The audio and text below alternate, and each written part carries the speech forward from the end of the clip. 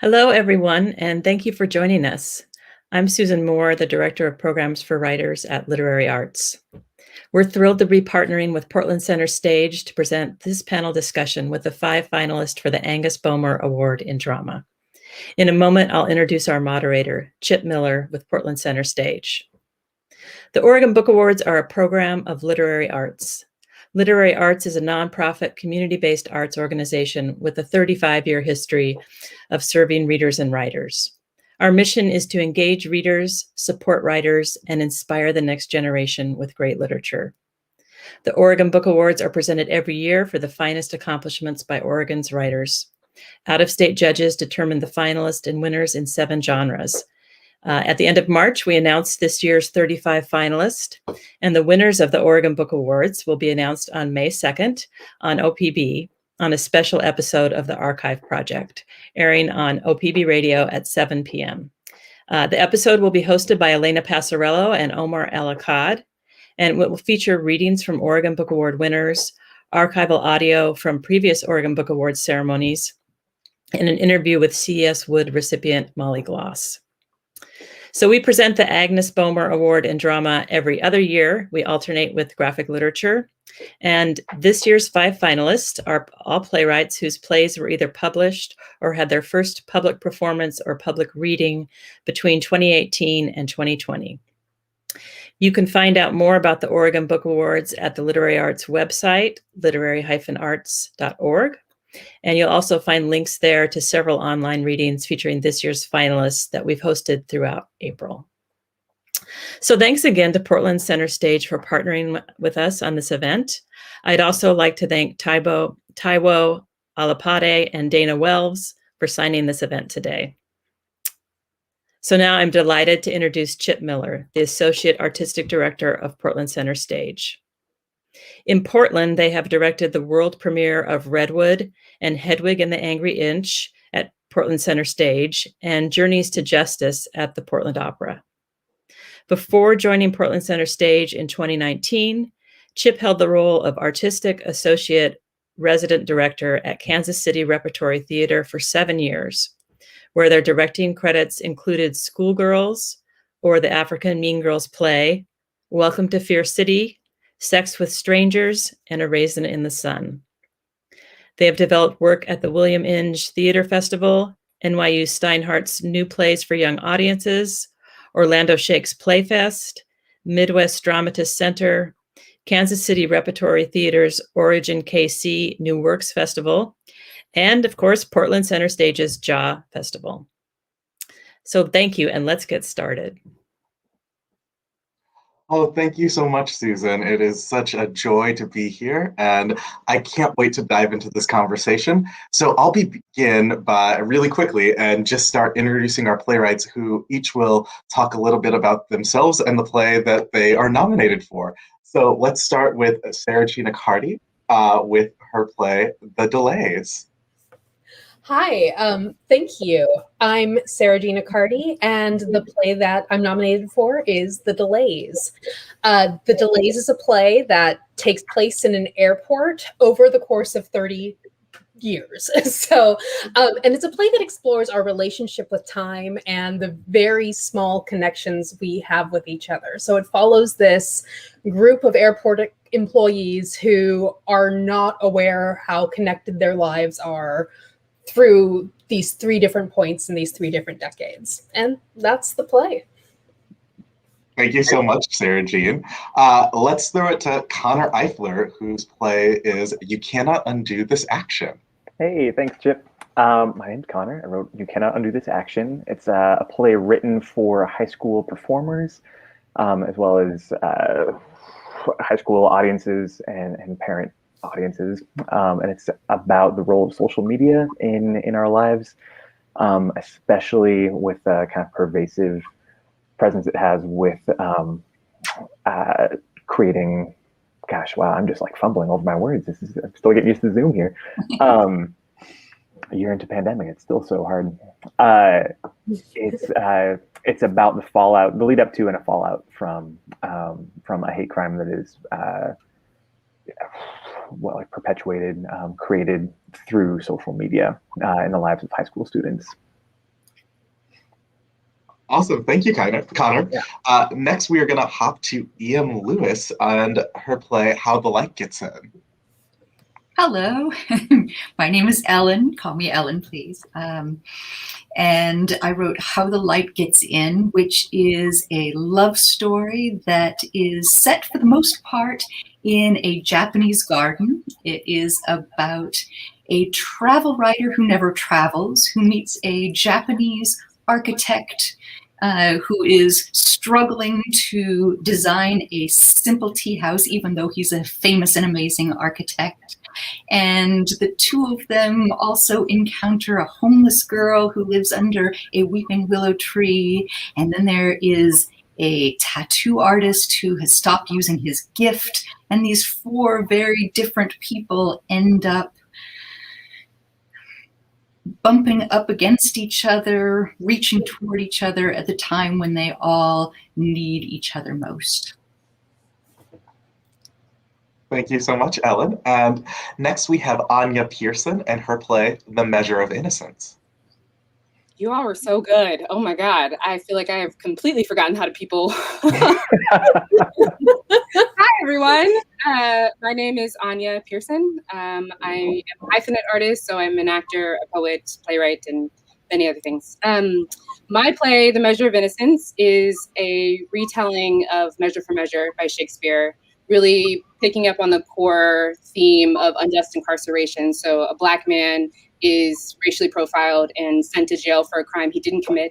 And it takes a really deep look at the criminal justice system, how fundamentally racist it is and how broken it is, and maybe what we can do to fix it. And then there's tons of other little shenanigans in there, like Shakespeare's a character and the former dude that was in the house in Washington, D.C., a version of myself, as well as Stephen Colbert. So fun shenanigans, and then also lots of important social commentary. Indeed. And finally, Andrea Stolowitz and her play, Recent Unsettling Events.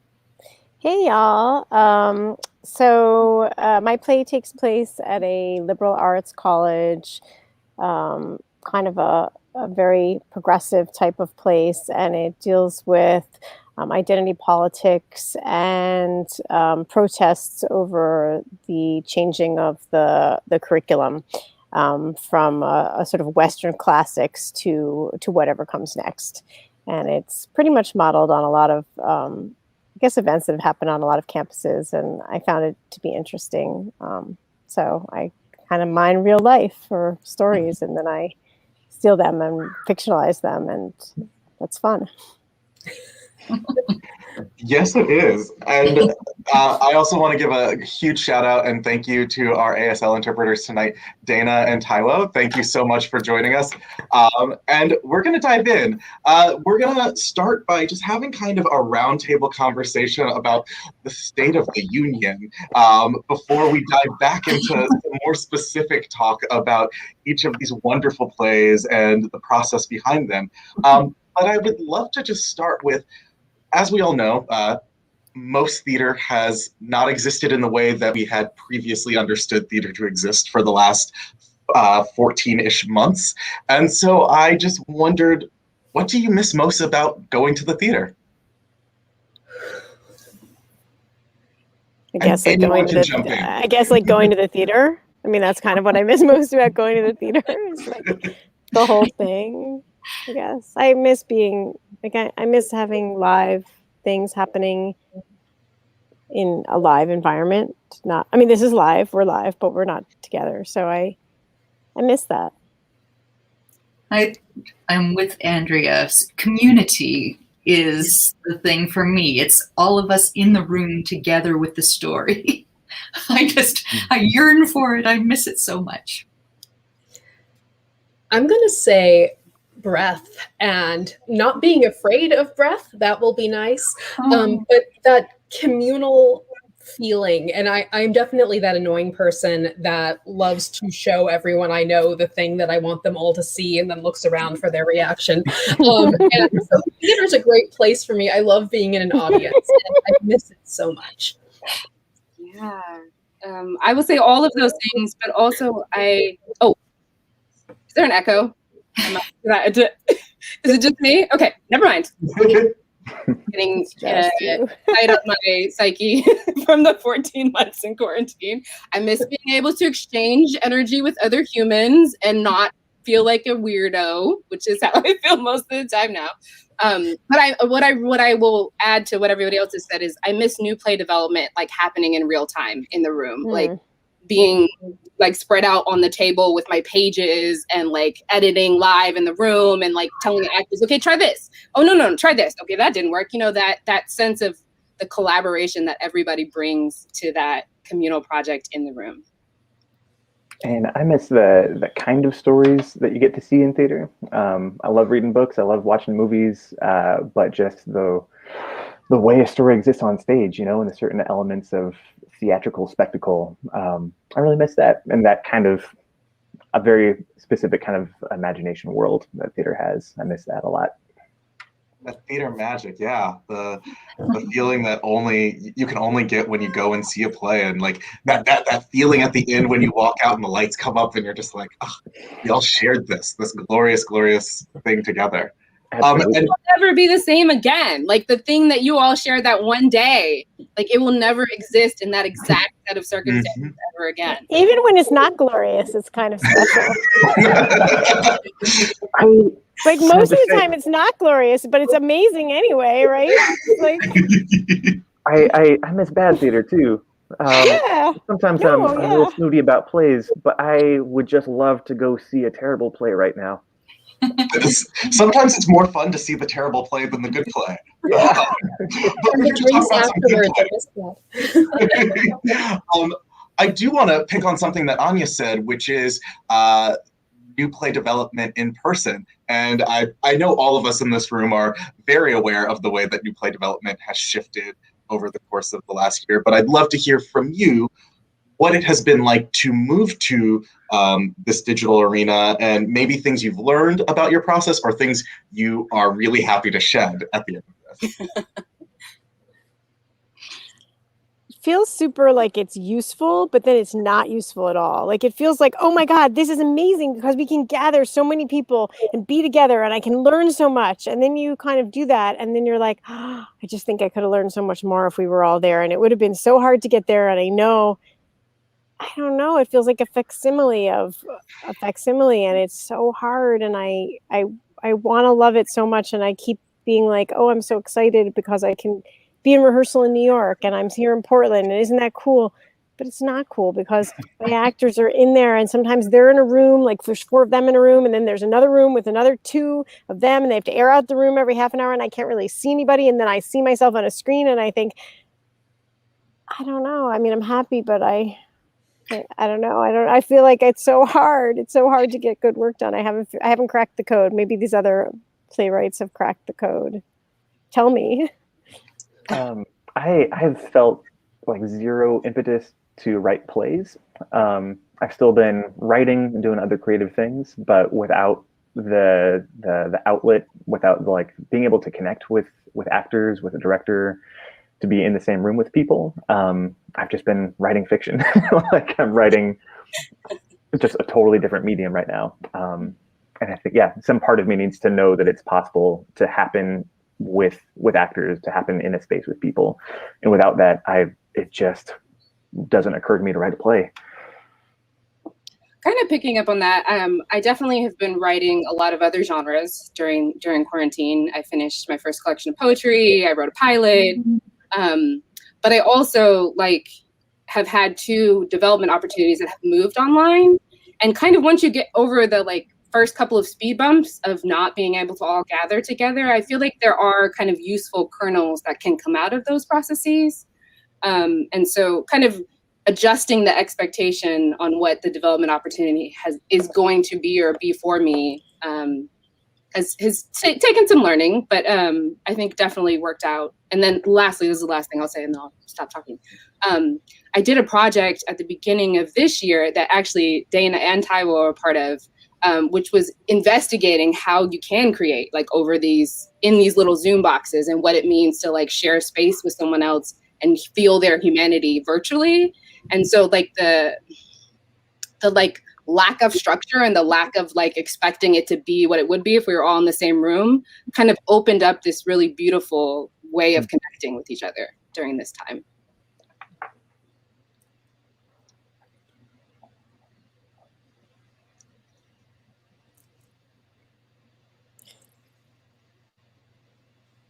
Sorry, Yes. I was muted. I started talking, and then I was like, oh, why is no one responding to me? Actually, Andrea, I wanted to dig a little deeper into something that you said, just because it's something I know in my own making in the last year. I've really asked this question of like, what is useful, and what is useful to process. And so I wonder if maybe if you would care to, you could expound a little bit on what you haven't found useful about Totally. Like, I mean, I feel like it's super useful when it's just about text, when it's just about like, okay, I want to read this thing and I want to hear this thing and I can gather actors I wouldn't be able to work with normally. But as soon as it becomes embodied, as soon as like I want to see something more dimensional, or I want to be able to, I'm developing a play right now with the graduate actors at NYU Tisch, and like we had opportunity to be in a room and actually kind of they're bringing in interviews, and it's not embodied, and so it's very hard to see what it is beyond the text for me. And so I get stuck on that, I guess, in every project where it moves slightly beyond just a read. Or I mean, I was working on an opera in Montreal, and that was cool because everyone else was in the room though. So I had a very good experience, and they had lots of technology and lots of cameras. So I felt like, oh, this is cool. But I mean, I can't even read music. And so it was like fine because they were explaining everything to me anyway. I felt like this is great. They don't, this is amazing. This is great. But everything else that's embodied in a theatrical way has been really hard for me to get past just the first draft of something. But I'd love to hear like from other people, how, if you have had embodied experiences, how it's working or what your tricks are. Anyone have embodied experiences? It's been mostly flat screens for me, and we're three-dimensional people, us theater folks. We so want to reach toward each other. It's been very hard, but trying to always find what's good and what works. One of the things that has been nice is I had been traveling a lot and working a lot, and then everything stopped. And one of the positive things is that still small voice inside me has become a little bit easier to hear without the mayhem of doing so much all the time. And that has been at first uncomfortable, and then surprising. And then I remembered what that was like to listen to that, and there's been something nice about that. So there have been positives, but I'm looking forward to being back in the room with my actors, my directors, my peers. It's funny that you say that, Ellen, because like something about how insane the last 14 months have been, like the more that I kind of just like let go and not fight it, the more productive I've been able to be creatively. And then being willing to say, okay, well, today is a day where I'm not doing anything. I'm going to keep myself in the bed with the covers and I'm not moving. Those days. But then like the next day, I am able to be productive because I'm not having that constant voice in my head telling me I'm not doing enough, I'm not doing enough, I'm not doing enough, because everyone is kind of in the same basic circumstance, Yeah. The hamster wheel doesn't necessarily make us better writers or more productive writers. It just makes you be on the wheel. Yeah. A walk in the woods is a good thing. Yeah. It will be weird to go back to things having to happen. Like I might have to go to Minneapolis and I'm just like, I don't know if I want to go. And they're like, why? We could be in rehearsal. And I'm like, how would I get there? Like, you'd get on an airplane. I'm like, I don't know how to do that. Like, I just suddenly feel really like, where would I stay? They're like, in a hotel. I'm like, I don't know. I feel really kind of panicked. So, I mean, I'm sure I'll get past it. But it feels weird. I didn't think I'd feel that way. Maybe it's the hamster wheel thing where I'm like, no, it's starting. Or maybe it really is like, just, it's hard to start, but it's scary, I guess, because then we can talk about, oh, things have shut down and I haven't, kind of like what Anya's saying, like I did this and I have hear that little voice. And then like when it starts again, it's like, I think it's the big question, right? What is the theater we want to make? And it's scary because once it starts, we have to make it. And that's so scary because what if we can't do it? Or what if it goes wrong? Or I don't know. So we're sitting right now before that thing that happened. So I'm a little scared, I guess. Well, I hope we've learned enough that when we start to go back to making, the making is a little different. Not only in terms of like the stories that are represented and who gets a seat at the table and all that stuff. I could get on my soapbox about that. But like, I remember killing myself, like going to rehearsal day in, day out, having like when I was doing this show, I had a broken back and I was wearing like 3 back braces under my costume every day and sitting in this super uncomfortable chair. But that was my kind of American idea of the show must go on. I cannot miss anything ever. And I think there's something really beautiful about the restorative rest part that we've been able to kind of find sometimes in here. And I hope some of that stays. Like, I hope we talk more honestly about what it means to be an artist and a parent, or to have, parents that you're taking care of, or these other responsibilities that make us 3-dimensional humans, I know, I'm so scared because I'm afraid we've all been like, no, 10 out of 12s will never exist again. And then like, I'm just scared to find out what's really going to happen. And I'm also scared, Anya, because like, I just got into like a festival and they're like, oh, it's on Memorial Day weekend. I'm like, oh, great. Cause I have a family and like, we've been like working our asses off and there's been no school and maybe I can't say that. Oh no, I'm not on the radio. I'm on Zoom. I don't know if it's okay. I'm not even on Zoom. Anyway, we've been working very hard. It's been very stressful, like it has for everybody else who's a parent or taking care of anybody else. And suddenly I was like, I just want to go away from Memorial Day. And now I have to be on Zoom and a reading somewhere else. And I was like, this isn't the theater I was promised. I'm not going to work on Memorial Day weekend. That's not what they said was going to happen. I'm so whiny. But that's why I'm so scared, because I feel like, no, it's like and also like as a parent, and how do you or taking care of somebody else, you just be like, no, I just don't want to work on Memorial Day weekend. I'm sorry, I don't want to do. You can't say that. That's the opportunity. They're having it on Memorial Day. Why? Why would anyone have anything on Memorial Day? Nobody wants to go to the theater on Memorial Day. Maybe they do. I don't know. I love this conversation. I know we have other points that we have to hit, but I guess something that's so interesting to me and something I think a lot of people don't know is, what is the life of a playwright? Like talking about like how exhausting the process can be, how demanding it is. Like, and I know that each of you probably have very unique processes, which is where we're about to go to talk about your process on each of these plays. But I wonder if, as we're talking about the process of writing each of these plays, you can also speak a little bit to your own process as a writer and how that fits into the theater. And I guess as we talk about changing the theater, what parts of it are hard? I guess let's not be afraid of talking about the hard parts of being a writer as well. So I want to toss it first to Sarah Jean to talk about the delays again. Process. I wish that I was one of those people that woke up every day at 6 and got 10 pages written. I know those people. Those are amazing people. I am not that person. I try. I am not. I am a 11th hour lady every time. So, but the process of the delays is actually a really fun process. It was a commission by Theater Vertigo here in Portland, and wonderful company commissioning local playwrights. I'm one of a string that they have commissioned.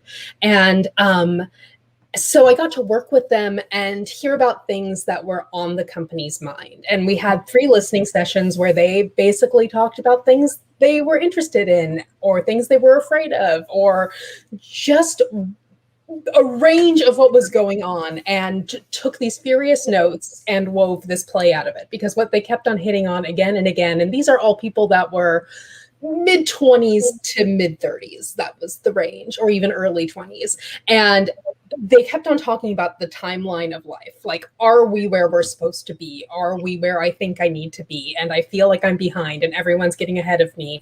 And those fears kept on coming up again and again in these 3 listening sessions. So that was what the play kind of was centered on, and this idea of an airport where you leave from or arrive to, but being stuck in one place that's supposed to take you somewhere but is not. And so that was the process of writing The Delays. And with it being a commission, there were all these deadlines I had to hit, and that's good for a writer like me that needs a deadline or nothing to be done. Thank you so much. And that's so interesting in the sense of like, you knew who you were writing for. And I guess one of the things that I love so much about your play is the structure of it. It's like, it's a little Russian nesting doll of like each part that like unlocks something about the prior part in a way. And I wonder, like, when you started writing, did you know that structure, or did you know the characters? Or like, which led? That's a good question. I think I always knew the structure and then had to like double down on it. I think I always kind of had an idea that because the play goes backwards, it moves backwards each time. It begins in 2018, it ends in 1998. So I always knew that was the way to tell the story, but wasn't sure I could pull it off. And then I just finally had to be like, no, this is the only way the story can be, and to go for it. So, but having said that, character was also a big thing. I was writing for specific actors. So, so both kind of at the same time, but they coexisted very naturally. That totally makes sense because they feel so intertwined. Sarah Jean, what happened? Like, was it supposed to be produced and it didn't get produced because of the pandemic? What happened? Oh no, it was produced in 2019. So you got it produced. Oh my god! Okay, great. Because I was like, I want to see it. I guess I have to jump back in time. Maybe it'll come again. Maybe. There's a weird year in between then, if you haven't noticed. Weird. I would love to jump to Connor now to talk about You Cannot Undo This Action. Hey, all right. Oh, so talking about process?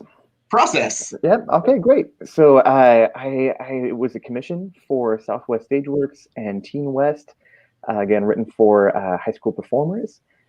And like Sarah Jean, I had some great listening sessions where the director, Matt Zarebski, and theater teacher at then Wilson, now Ida B. Wells High School, led the students and myself in a great listening session about the role of social media and technology in their lives.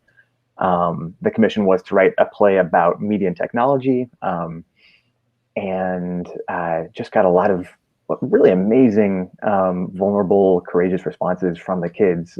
Gave me a lot to really dig into. And then, like Sarah Jean, I had deadlines. Unlike Sarah Jean, I didn't meet them. I blew right past each and every one of them. And I think so often for me, at least in the case of this one, I just felt like the Jamaican bobsled team, like having to push the bobsled across the finish line there at the very end. But just had a great workshop process with the students. And I think, gosh, who was it? Lee Blessing. I think I got this from Lee Blessing years and years ago, the idea of writing plays as a gift to people.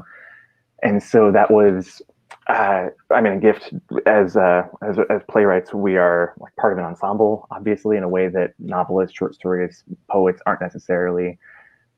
We're just the first member in the whole team. And so it was really fun and rewarding, but also very daunting to try to write something that would really serve the students, serve them developmentally, where they're at as performers, as humans, and then also as a gift for the audience too, but just trying to be a really, really conscientious member of the ensemble, and really coming at it first and foremost, trying to serve the students, and everything else kind of came afterwards. I love that. And I think that comes across so clearly in your work because there's such a generosity given to these young characters and a depthfulness that I don't think we often get to see in plays about, or any stories about youth, and that there's such a large ensemble of young actors. And I actually was lucky enough to see that first production. And you did. Thanks so much for coming.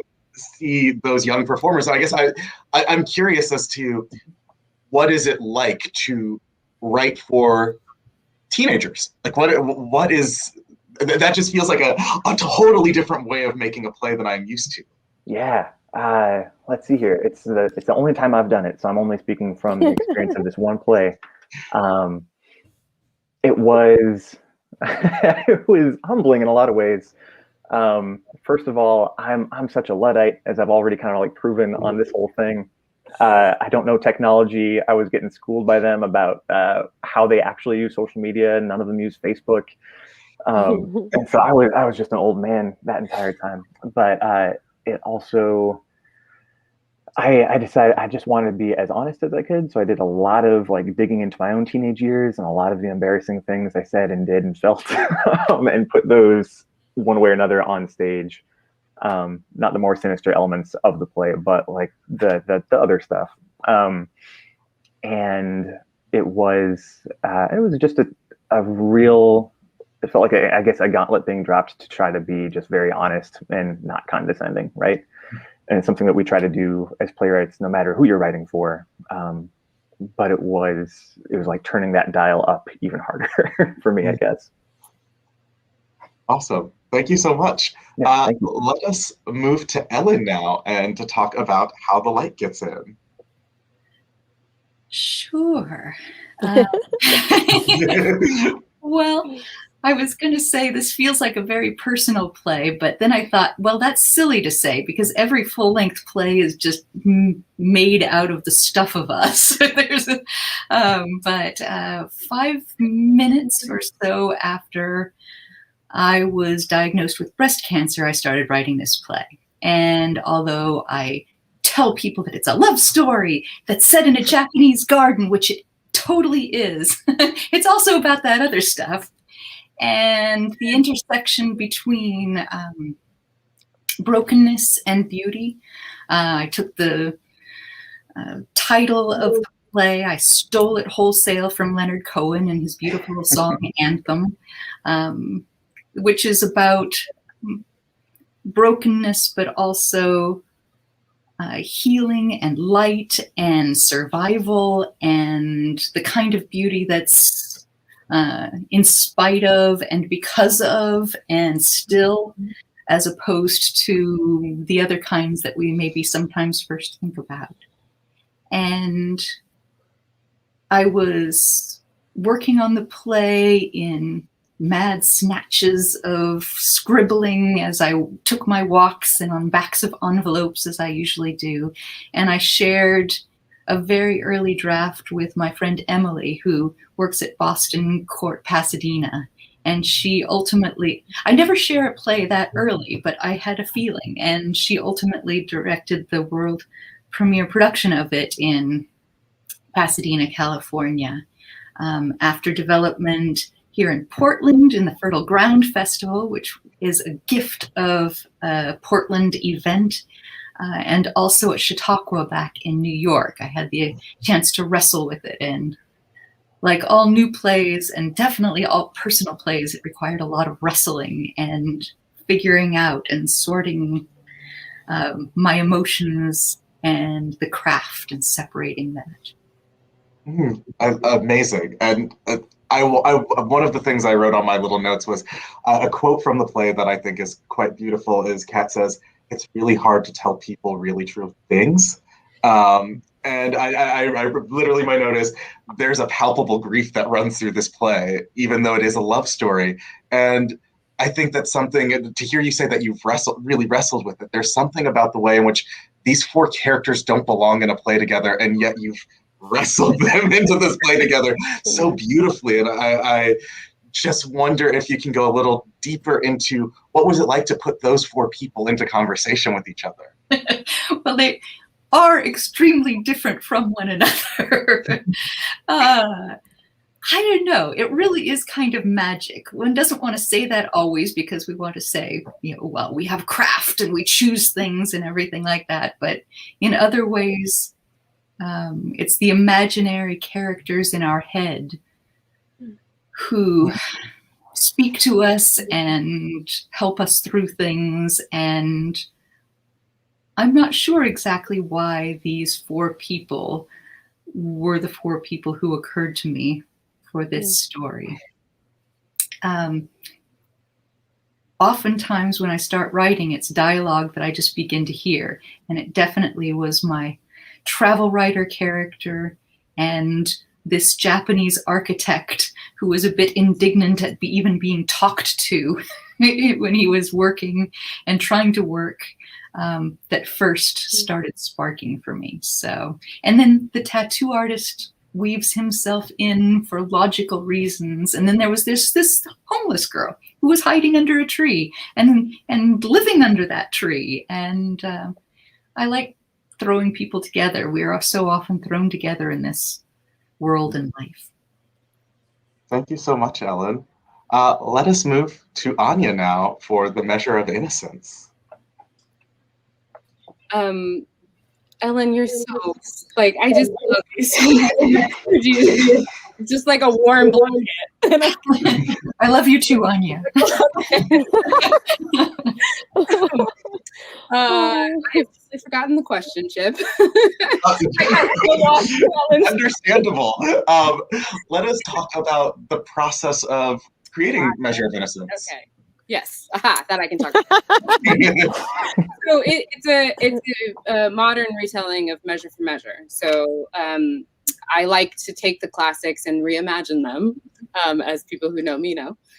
So I started with kind of the original script, Shakespeare's text, and what I really wanted to keep about it, and what I kind of thought I didn't feel the need to update. So I wanted to tell a story about the criminal justice system.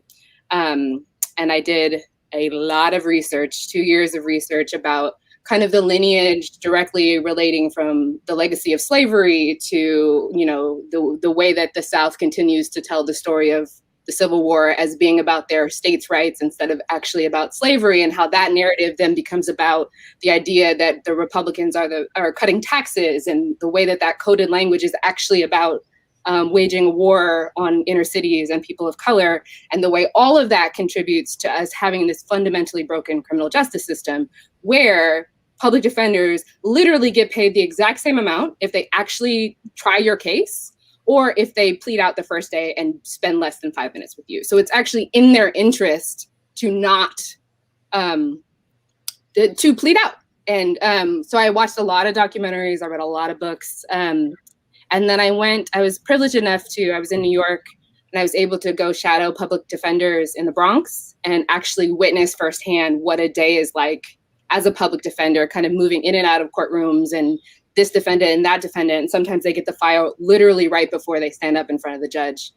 And then because I'm a crazy person, I wanted this play to be really epic. So the kind of fundamental story is about Claudio being arrested and incarcerated for a crime he did not commit, and what that toll takes on Juliet, his fiance, who was pregnant at the time, and his sister Isabella, and his best friend Lucky. But then I wanted to have this kind of like top layer, because I was writing this play in the middle of the Trump era, of these really corrupt politicians who at the highest form of our government were blatantly, openly committing felonies and crimes and getting away with it. But here was this very like everyman from Portland who literally just happened to be a Black man in the wrong place at the wrong time. And because he couldn't afford proper representation, he ends up having to plead to a crime he didn't commit. And then, because I'm a crazy person, I have this middle layer, because I don't know why, of Shakespeare being having very strong opinions about the way that his play was being interpreted by this Black woman in 2019. So there are kind of like in between scenes that happen where the playwright, me, and Shakespeare are in conversation about this adaptation, and a Stephen Colbert-like figure kind of plays referee between the two of us as we all offer commentary on how these things are unfolding in real time. Yes. Which I want to say, like, there's so much that happens inside of this play, and yet there's a nimbleness to it as we're weaving back and forth through storyline and space and time. And I guess particularly knowing that, unfortunately, your play was one of the casualties of the shutdown. What was that rehearsal process like to get it up the first time? And also, if you care to, what was it like to have to close so close to opening because of? Yeah, it was a hard process because, as I've just described, like that's 3 plays, 3 very distinctly different plays written in very distinctly different styles, trying to be woven together, kind of in the theater equivalent of a braided essay, right? Like a lyric essay that kind of wanders like this. And I stayed up many a night thinking, how the bleep am I gonna pull this all together? Yeah, and I don't like. Again, like, when do we ever feel like we're actually done with something? Like there are things that I wish had turned out different. There are things that I wish we had more time around. I'm one of those, like, I feel like I'm in the minority in terms of this, but I was actually okay with the fact that we closed, because at that time, there was so little that we knew. And like, there were like, when we shut down in Oregon, I mean, we all know, but like, it was ravaging the East Coast. People were saying things like, you know, if it's on a door handle for 6 hours and you touch the door handle with your like elbow, and then it's going to get in your elbow skin, or like, there were so many wild theories that were just, it was a really scary time. And also I had a broken back. So there was also part of me that was just like, good Lord, I can lay on the floor for an entire month and not move. But independent of that, like, I feel like I am happy that everyone in theater recognized and said, despite the fact that this is going to cost us so much and we're going to have so much grief closing all of these beautiful shows that we've worked on, the human life is more important, right? Because we've seen the cost of all over this country, all over the world, of people not doing that, right? Mm-hmm. So at the end of the day, that's what matters most, right? So. Thank you. Rounding us out, Andrea, can you tell us a little bit about your process for recent unsettling events? Sure. So sometimes when you start a project that's a commission, like Connor mentioned and Sarah Jean mentioned, sometimes you completely actually fail. So I'm going to mention that part. So that play started because the play that I was supposed to write, I actually couldn't write. And I tried, and that was the first time that ever happened to me. I spent 18 months working on a play, and I was like, I can't actually write this play. Now I understand why. And now I'm attempting to do it again. And I also think it's very hard. So I would say, like, maybe don't do that, but whatever. And so I was in this place where I was like, oh, this thing I tried didn't work as an idea. I can't crack it. I can't figure it out. Kind of, I mean, Anya was talking too about staying up late at night, figuring out how it all works. Like, sometimes you get it and sometimes you don't. And so I didn't get it. And then I thought, okay, what else do I want to write? And at that time, there was just a lot. I teach in a couple different academic environments, and there was just a lot of interesting conversations that are coming up, and a lot of interesting books that were being written just about how we engage with things that are the classics, like a white field, right? And so I was talking with academics who weren't white, who were saying things like, but I love the classics and I want to engage in this, and I'm getting a lot of pushback because I'm a person of color engaging in the classics, so that's a white field. And so suddenly, like, this kind of like quick flip around of like, wait a minute, who's allowed to do what, and how does this work, was pretty interesting to me. And I kind of sketched this play out and went really quickly into it, as opposed to the 18 months of the other failed play. And so you kind of know when something takes off, you're like, oh, there's something there. And it was scary because I was like, I don't know if I want to write a play about this. This is scary. Like, like I don't want to do this. But then I was like, but it's also like, you know, back to that question of like, what's the theater we want to make when this is over? Like, what's the society we want to make? Like, what is it? What do we want to make? And it feels sometimes like everybody's like, oh, it's easy if you just do this and this, like, problem solved. But it's not. And we're all different. And so I guess I was just compelled by all these different issues around the idea of who can say what, who can study what, who has power. You know, I've spent a lot of my life not having a lot of power. You know, I'm a playwright, and that means I wait for someone to produce my play, or and so it was interesting to me to be like, well, what happens when you get the thing and then you're told, well, you can't have the thing, and because you're not the right person for the thing. And so that kind of stuff just resonated with me, and it made me think, what is the world we want to make? And I, of course, don't have an answer. I I mean, I have ideas like everybody else, but and so I feel like that's where the play kind of left me, but it felt honest and it felt scary, but honest. So I like that. And then I had a bunch of development at ART and then Portland Civic Theater Guilds. And then it won this competition in Chicago at American Blues Theater where it would have had a reading, but unfortunately because of the pandemic, it couldn't happen. So I was happy to have won. That was exciting. But I was sad that I didn't get to go to Chicago because I really like Chicago. It's one of my favorite theater cities in general. And I've only gone there in winter, and this would have been May. So I was kind of looking forward to that. But it's okay. Whatever. We take what we can get. And then, now it's going to be, I'm going to turn into an audio drama with Broadway Podcast Network and New Dramatists. So I'm excited about that, actually. It feels like a good place because the play was sort of poised for productions in a lot of different places and the whole theater shut down, and so what do you do? And so I'm kind of excited about the audio version of that. I mean I haven't started it yet, so I don't know. I feel excited now because I haven't actually done the hard thing, but anyway, that's me. I could listen to you talk all night. No. I'm so curious. One of my questions in reading the play, I read this play a couple of years ago, and I loved revisiting it these last couple of weeks. And there's something about the way in which the conversation you're having in this play has only become more present in this last year as we've moved online and we've seen whatever we want to call cancel culture is. And hearing you say that it hasn't yet gotten a production, do you feel that the play is done, or do you feel that do you have a desire to revisit the writing process of it? Yeah, I mean, I'm about to find out because I'm turning it into an audio drama, and that's a really good question. Like the question still remains, like, what's the society we want to make? But things have changed. So where are we at now? And that's such a good question, and one that I don't have the answer to. I think that fundamentally, I still have that same ending question of what do we want to be? And I guess I just always feel so knee-jerky when people are like, it's easy, just do this. It's like, it's not easy.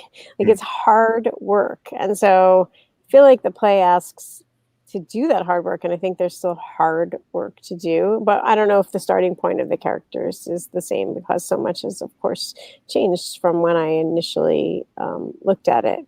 The starting point may be different to be accurate with the characters, but the ending point is I still have that question. And to me, that's the interesting one, but it's scary. I mean, I don't know.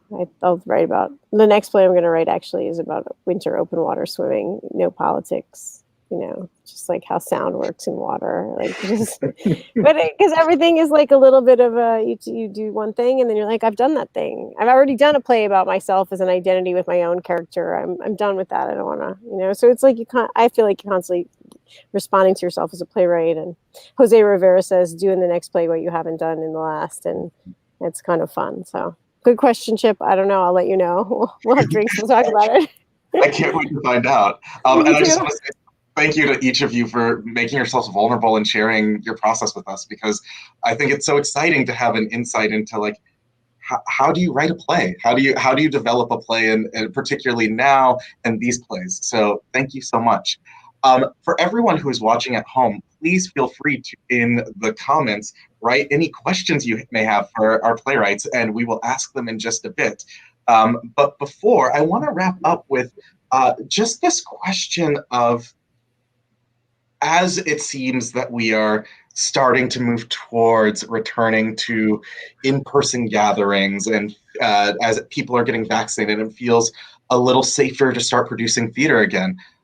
What are you most excited about in terms of going back to the theater? And we'll do this a little round robin like we were doing earlier today, so anyone can jump in. Hugging people. I just want to hug everybody.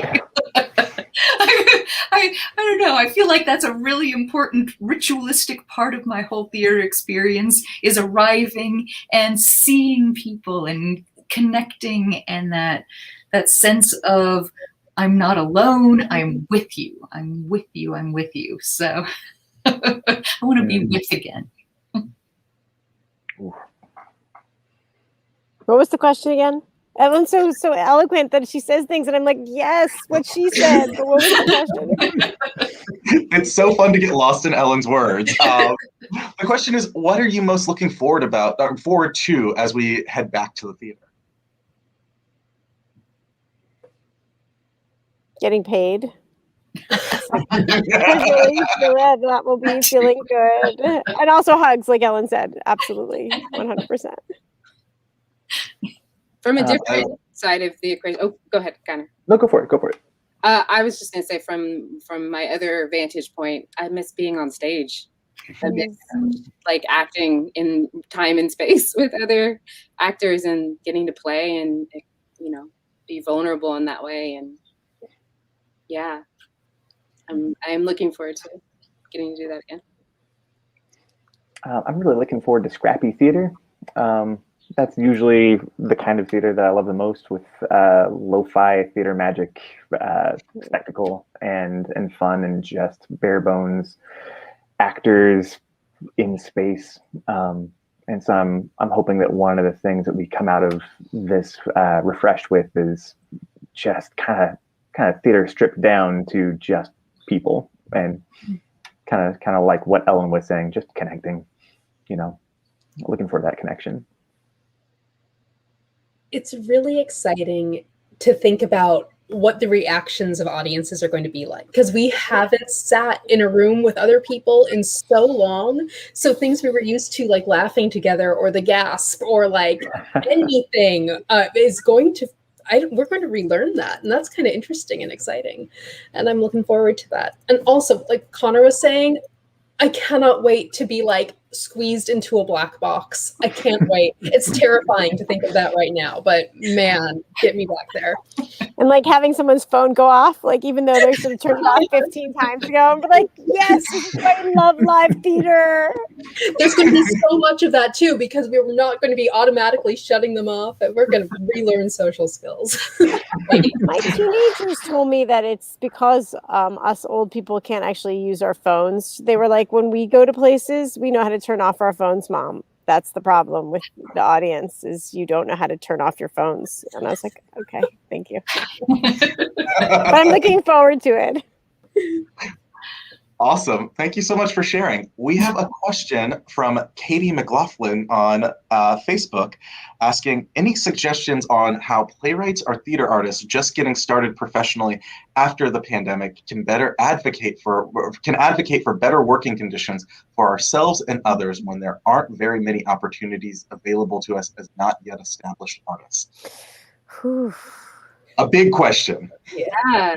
But a really important one, I would say. I think I'm hopeful that things are starting to change in a way where people are starting to be aware of working conditions and be aware of, like specifically, I'm a Black woman. I write plays about Black people. Sometimes they involve violence and other abuses that are perpetrated against Black bodies. And so it felt really exciting when I was negotiating my contract with Portland Center Stage to say, I want cultural competency language in the contract.